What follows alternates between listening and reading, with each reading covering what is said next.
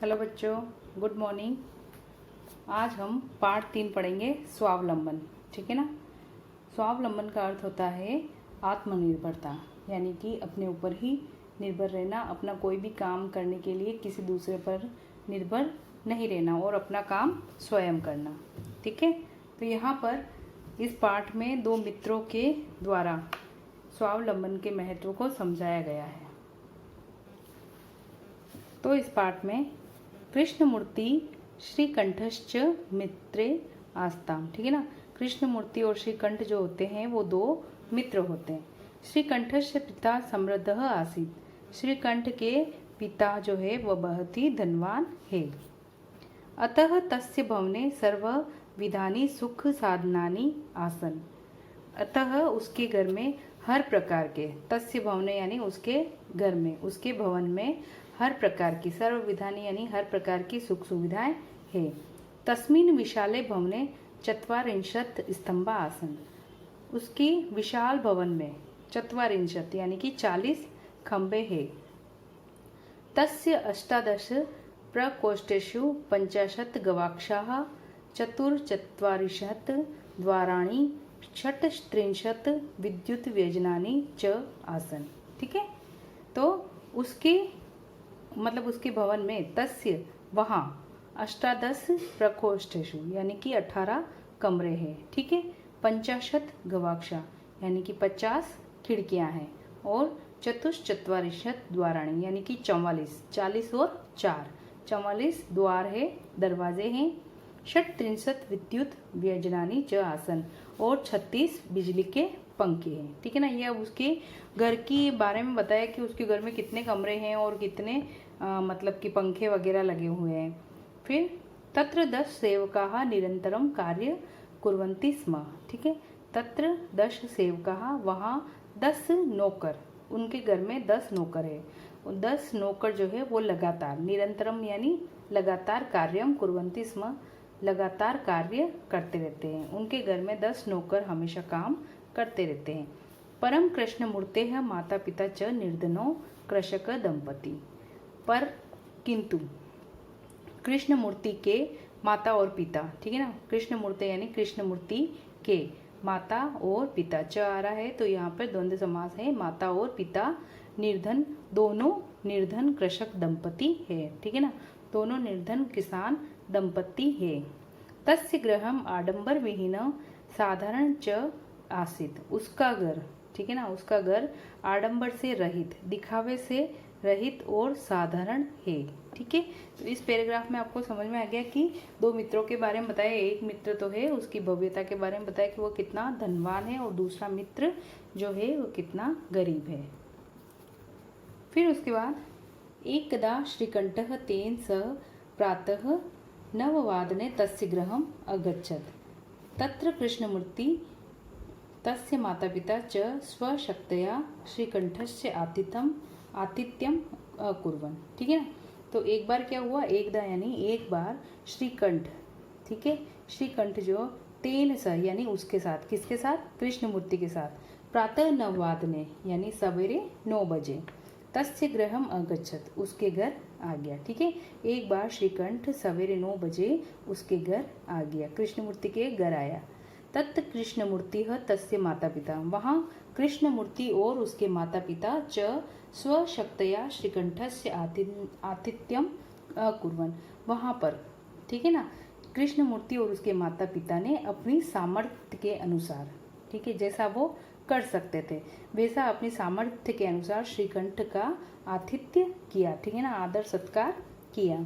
एतत् दृष्ट्वा श्रीकंठ अकथयत्, यह देखकर श्रीकंठ ने कहा। ठीक है। यह देखकर श्रीकंठ ने कहा, मित्रः अहम भवताम सत्कारेण संतुष्टो अस्मि। ठीक है। मित्र यानी दोस्त, अहम मैं, भवताम सत्कारेण संतुष्टो अस्मि। ठीक है। मैं तुम्हारे तुमने जो सत्कार किया है उससे बहुत ही संतुष्ट हूँ। ठीक है। मैं तुम्हारे आदर सत्कार से संतुष्ट हूँ। केवलम ईद में मम दुखम यत तव ग्रहे एको अपि भृत्य नास्ति। ठीक है। केवलम यानी केवल, ईद में एक ही, ठीक है ना, एक ही, बस यही मम दुख, मेरा दुख है कि तव ग्रहे एकोपि भृत्य नास्ति, कि तुम्हारे घर में, यहाँ पर तुम्हारे घर में एक भी नौकर नहीं है। मम सत्काराय भवताम बहु कष्टम जातम, ठीक है, मेरे सत्कार में आपको बहुत ही कष्ट उठाना पड़ा, ठीक है ना, मेरे सत्कार में आपको बहुत ही कष्ट उठाना पड़ा या बहुत ही कष्ट हुआ।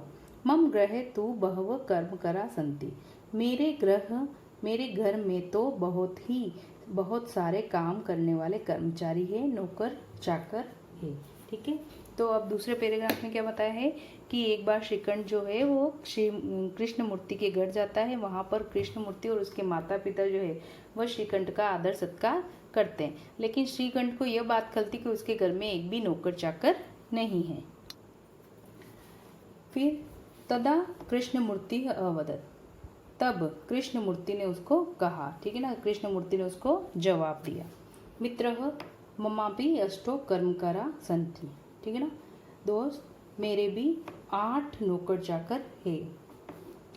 ते च द्वौ पादौ द्वौ हस्तौ द्वे नेत्रे द्वे श्रोते इति, ठीक है ना, वो क्या है, वे सब दो पैर, 2 हाथ, 2 आंखें और 2 कान है, ठीक है ना। अब उसने क्या बताया कि मेरे भी 8 जो है नौकर चाकर है, मेरे दोनों पैर, दोनों हाथ, दोनों आंखें और दोनों कान जो है वह मेरे नौकर है और वो मेरे साथ हमेशा काम करते हैं। एते प्रतिक्षण मम सहायका, ठीक है, ये हर क्षण, प्रतिक्षण यानी हर क्षण, हमेशा मेरी सहायता करते हैं, ठीक है। किंतु तव वृत्त्या सदैव सर्वत्र च उपस्थिता भवितु न शक्नुवन्ति, ठीक है, किंतु लेकिन तुम्हारे नौकर चाकर, ठीक है ना, लेकिन तुम्हारे नौकर चाकर सदैव यानी हमेशा और हर जगह, सर्वत्र यानी हर जगह, ठीक है ना, हर जगह उपस्थित नहीं हो सकते हैं, ठीक है। त्वम तु स्वकार्य वृत्त्या दीन, तुम अपने खुद के काम करने के लिए, स्वकार्य यानी अपने स्वयं के, ठीक है, अपने स्वयं के कार्य करने के लिए भी अपने नौकरों के अधीन रहते हो, यानी कि आप अपने एक छोटे छोटे काम के लिए भी अपने नौकरों पर आश्रित रहते हो।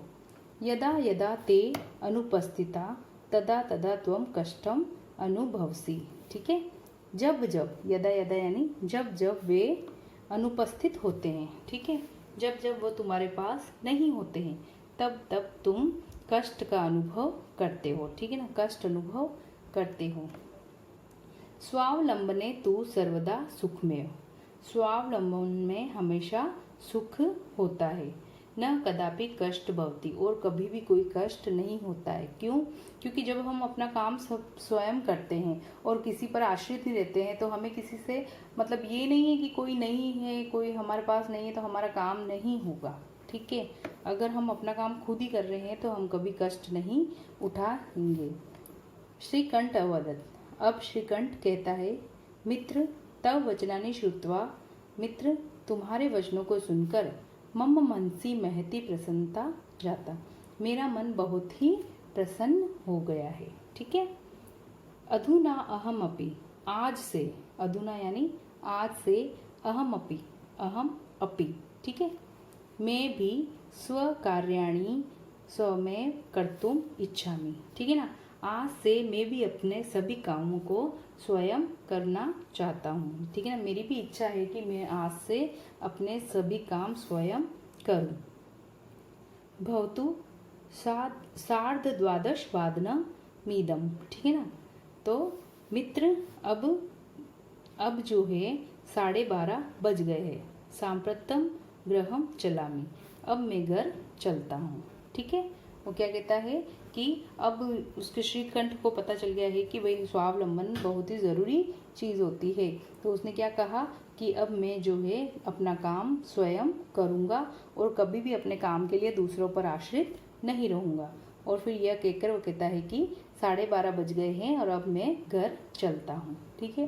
तो इस पाठ से हमें यह शिक्षा मिलती है कि हमें भी हमारे जो काम होते हैं वो स्वयं करने चाहिए और कभी भी किसी काम के लिए दूसरों पर आश्रित नहीं होना चाहिए, ठीक है।